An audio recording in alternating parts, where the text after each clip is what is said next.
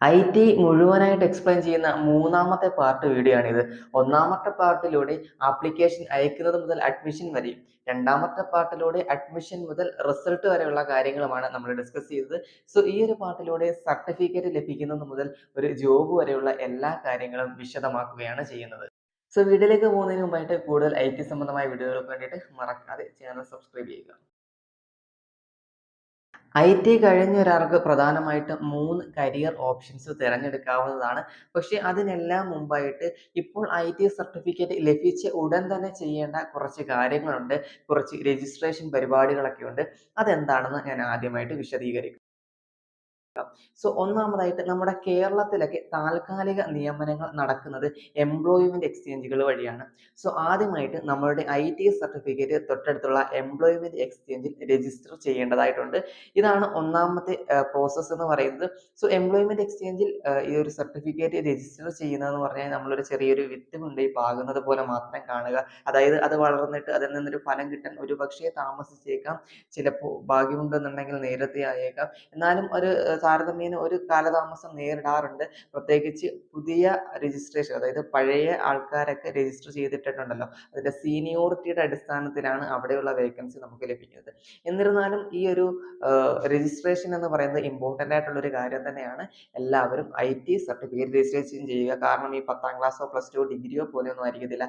IT എന്ന് പറയുന്നത് ഈ ഒരു ട്രേഡ് ചിലപ്പോൾ അവിടെ രജിസ്ട്രേഷൻ ഒക്കെ കുറവാണെന്നുണ്ടെങ്കിൽ വേക്കൻസികൾ വരുമ്പോൾ കിട്ടാനുള്ള ചാൻസസ് ഉണ്ട്. അപ്പം മറക്കാതെ ആദ്യമായിട്ട് എംപ്ലോയ്മെന്റ് എക്സ്ചേഞ്ചിൽ കൊണ്ടുപോയി നിങ്ങളുടെ IT സർട്ടിഫിക്കറ്റ് രജിസ്റ്റർ ചെയ്യുക എന്നുള്ളത് ഒന്നാമത്തേത്. ഇനി രണ്ടാമത്തേത്, കേരളത്തിലെ പെർമനന്റ് നിയമനങ്ങളൊക്കെ കേരള പബ്ലിക് സർവീസ് കമ്മീഷൻ അഥവാ കേരള PSC വഴിയാണ് നടക്കാറുള്ളത്.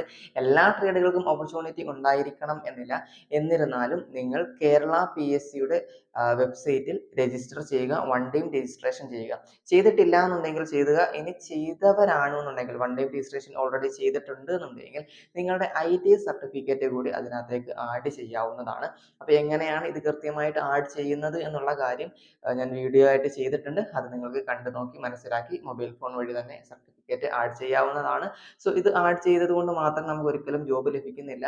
മറിച്ച് ആപ്ലിക്കേഷൻസ് ഒക്കെ വരുന്ന സമയത്ത് നമുക്ക് എന്ത് ചെയ്യാം, അതിനകത്തേക്ക് അപ്ലൈ ചെയ്യണം. അത് നന്നായിട്ട് പഠിക്കണം. അതിനുശേഷം എക്സാം ഒക്കെ എഴുതേണ്ടതായിട്ട് വരും. നോട്ടിഫിക്കേഷൻ ഒക്കെ എന്ന് പറഞ്ഞാൽ നമ്മുടെ ടെലഗ്രാം ഗ്രൂപ്പ് വഴി അറിയിക്കാറുണ്ട്. പിന്നെ കഴിയുന്നതൊക്കെ വീഡിയോ ആയിട്ടും ചെയ്യാറുണ്ട്. അപ്പോൾ ഇതിൽ രണ്ടിലും നിങ്ങൾ എന്ത് ചെയ്യുക, ജോയിൻ ചെയ്യുക. ഇനി അടുത്തത് നമ്മളെ സംബന്ധിച്ച് വളരെ പ്രധാനപ്പെട്ട ഒരു കാര്യമാണ്. apprenticeship.gov.in എന്ന് പറയുന്ന സൈറ്റിൽ രജിസ്ട്രേഷൻ ചെയ്യുക എന്നുള്ളത്. അപ്പോൾ ഇതെങ്ങനെയാണ് കൃത്യമായിട്ട് രജിസ്റ്റർ ചെയ്യുന്നതെന്ന് ഓൾറെഡി ഞാനൊരു വീഡിയോ ചെയ്തിട്ടുണ്ട്. ചാനലിൽ കയറി നോക്കിക്കഴിഞ്ഞാൽ നിങ്ങൾക്ക് കാണാനായിട്ട് സാധിക്കും.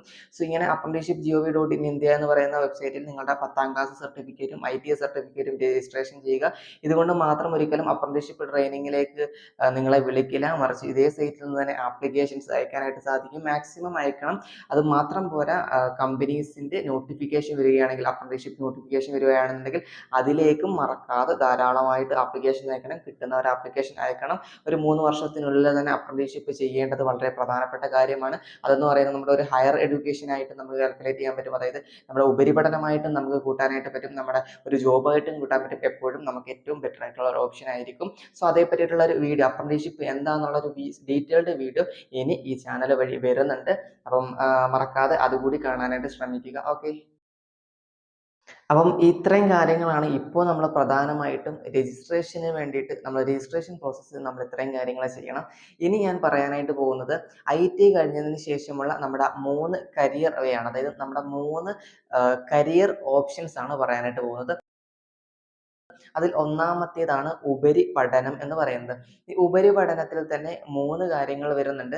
ഒന്നാമത്തേത് എന്ന് പറയുന്നത് അപ്രന്റീസ്ഷിപ്പ് ആണ്. ഞാൻ ആദ്യം തന്നെ പറഞ്ഞു, നമ്മുടെ ട്രേഡിൽ 1 വർഷത്തെ പ്രാക്ടിക്കൽ ആയിട്ടുള്ള പരിശീലനമാണ്. നമ്മുടെ പ്രാക്ടിക്കൽ വൈദഗ്ധ്യം ഇംപ്രൂവ് ആകുന്ന ഒരു കാര്യമാണ്. അത് മാത്രമല്ല, നാഷണൽ ട്രേഡ് സർട്ടിഫിക്കറ്റിനേക്കാളും IT സർട്ടിഫിക്കറ്റിനേക്കാളും കുറച്ചുകൂടി ഹയർ ആയിട്ടുള്ള, കുറച്ചുകൂടി ഉയർന്ന യോഗ്യതയായിട്ടുള്ള നാഷണൽ അപ്രന്റീസ്ഷിപ്പ് സർട്ടിഫിക്കറ്റ് നമുക്ക് ലഭിക്കുന്നതുമായിരിക്കും. രണ്ടാമത്തെ ഓപ്ഷൻ എന്ന് പറയുന്നത് പോളിടെക്നിക് ഡിപ്ലോമയാണ്. അതും നമുക്ക് ചെയ്യാവുന്നതാണ്. ദെൻ മെട്രിക് കോഴ്സ് ആണെന്നുണ്ടെങ്കിൽ നമുക്ക് ചെയ്യാനായിട്ട് സാധിക്കും. 2 വർഷത്തെ മെട്രിക് കോഴ്സ് ആണെന്നുണ്ടെങ്കിൽ ആ പോളിടെക്നിക്കിലേക്ക് പ്രവേശനം നേടാം. മൂന്നാമത്തേത് എന്ന് പറയുന്നത് നമ്മുടെ ട്രേഡുമായി ബന്ധപ്പെട്ടുകൊണ്ടുള്ള ഷോർട്ട് ടൈം കോഴ്സുകൾ ചെയ്യുക എന്നുള്ളതാണ്. ഈ മൂന്നിനെ പറ്റിയിട്ടും വിശദമായിട്ട് നമുക്ക് സംസാരിക്കേണ്ടതായിട്ടുണ്ട്. അത് ഡീറ്റെയിൽഡ് ആയിട്ട് തന്നെ വരും ദിവസങ്ങളിൽ നമുക്ക് സംസാരിക്കാം. രണ്ടാമത്തെ കരിയർ ഓപ്ഷൻസ് ആണ് ജോബ് എന്ന് പറയുന്നത്. ഈ ജോബിൽ തന്നെ പ്രൈവറ്റ് ജോബ്, ഗവൺമെന്റ് ജോബ് എന്നിങ്ങനെ രണ്ടായിട്ട് ക്ലാസിഫൈ ചെയ്യാം. പ്രൈവറ്റ് ജോബിൽ തന്നെ ഇന്ത്യയിലുള്ള പ്രൈവറ്റ് ജോബായിട്ടും അതുപോലെ തന്നെ വിദേശത്തുള്ള പ്രൈവറ്റ് ജോബ് എന്ന് നമുക്ക് തരംതിരിക്കാനായിട്ട് സാധിക്കും. കാരണം ട്രേഡ് സർട്ടിഫിക്കറ്റ് ആയതുകൊണ്ട് തന്നെ വിദേശത്ത് ഈസിലി നമുക്ക് ജോബ് കിട്ടും. ഇനി ഗവൺമെന്റ് ജോബിനെ കേരള ഗവൺമെന്റ് ജോബ് എന്നും അതുപോലെ തന്നെ സെൻട്രൽ ഗവൺമെന്റ് ജോബ് എന്നും രണ്ടായിട്ട് ക്ലാസിഫൈ ചെയ്യാം. അപ്പൊ ഇതിനെ പറ്റിയിട്ടും വിശദമായിട്ട് തന്നെ നമ്മൾ വരും ദിവസങ്ങളിൽ ഡിസ്കസ് ചെയ്യുന്നതായിരിക്കും. ഇനി മൂന്നാമത്തെ ഒരു കരിയർ ഓപ്ഷൻ എന്ന് പറയുന്നത് സെൽഫ് എംപ്ലോയ്മെന്റ് അല്ലെങ്കിൽ ബിസിനസ് ഒക്കെയാണ്. അപ്പൊ ഇവിടെ നമുക്ക് 1 വർഷം മുതൽ 5 വർഷം വരെയുള്ള പ്രാക്ടിക്കൽ എക്സ്പീരിയൻസ് ഉണ്ടെന്നുണ്ടെങ്കിൽ ബെറ്റർ ആയിരിക്കും. കാരണം അതായത് സ്വയം തൊഴിൽ ചെയ്യുകയോ അല്ലെങ്കിൽ ഒരു ബിസിനസ് സ്റ്റാർട്ട് ചെയ്യുകയോ ഒക്കെ ചെയ്യുമ്പോൾ നമുക്ക് ഇമ്പോർട്ടൻ്റ് ആയിട്ട് വേണ്ടി വരുന്നത് ആ ഒരു എക്സ്പീരിയൻസ് ആണ്. അത് മാത്രമല്ല നമ്മുടെ കയ്യിൽ എന്തുണ്ട്, ഫിനാൻഷ്യലി നമ്മൾ ഡിപ്പെൻഡൻ്റ് ആകേണ്ടത് കൂടി അനിവാര്യമായിട്ടുള്ള ഒരു കാര്യമാണ്. സോ അതുകൊണ്ട് തന്നെ നമ്മൾ ആ ഫസ്റ്റ് ഘട്ടത്തിൽ ഒരു എന്താ പറയുക അപ്രന്റീസ്ഷിപ്പ് ട്രെയിനിങ്ങും ജോബും അങ്ങനെയൊക്കെ കാര്യങ്ങൾ ചെയ്തതിന് ശേഷം അതിനകത്തേക്ക് പോവുകയാണെന്നുണ്ടെങ്കിൽ ബെറ്റർ ആയിരിക്കും. എത്രത്തോളം എക്സ്പീരിയൻസ് ഉണ്ടോ അതിനനുസരിച്ച് നമുക്ക് അതിൽ ബെറ്റർ ആയി ചെയ്യാനായിട്ട് സാധിക്കും. അപ്പോൾ ഇതിനെ പറ്റിയിട്ടും എക്സ്പ്ലെയിൻ ചെയ്തുകൊണ്ടുള്ള വീഡിയോ ചെയ്യാനായിട്ടുണ്ട്. അപ്പോൾ ഇപ്പൊ തന്നെ ഒരുപാട് കാര്യങ്ങൾ വീഡിയോ ചെയ്യാനുണ്ടല്ലേ. ഓക്കെ, തീർച്ചയായിട്ടും ഇനി വരും ദിവസങ്ങളിൽ ഓരോന്നിനെ പറ്റിയിട്ടും നമ്മൾ വിശദമായിട്ട് ഡിസ്കസ് ചെയ്യുന്നുണ്ട്. അപ്പോൾ ഒരു കാര്യം കൂടി ഞാൻ പറയാം, ഇപ്പൊ വന്നിട്ടുള്ള ജോബ് നോട്ടിഫിക്കേഷൻസ് ഒക്കെ നമ്മുടെ ടെലഗ്രാം ഗ്രൂപ്പിൽ വഴി അപ്ലോഡ് ചെയ്യുന്നുണ്ട്. അതുപോലെ തന്നെ യൂട്യൂബ് ചാനൽ വഴിയും അപ്ലോഡ് ചെയ്യുന്നുണ്ട്. അതൊക്കെ ഒന്ന് ചെക്കൗട്ട് ചെയ്ത് നോക്കുക. നിങ്ങൾക്ക് എന്തെങ്കിലും അവസരങ്ങൾ ഉണ്ടെന്നുണ്ടെങ്കിൽ അത് മനസ്സിലായിക്കൊണ്ട് ആപ്ലിക്കേഷൻസും കാര്യങ്ങളൊക്കെ അയക്കുക. ഓക്കെ, സോ എന്തായാലും ഇത്രയും കാര്യങ്ങളാണ് ഈ വീഡിയോ വഴി ഷെയർ ചെയ്യാനായിട്ട് ഉദ്ദേശിച്ചത്. എല്ലാവരും ചാനൽ സബ്സ്ക്രൈബ് ചെയ്ത് ടെലഗ്രാം ഗ്രൂപ്പിൽ ജോയിൻ ചെയ്യുക.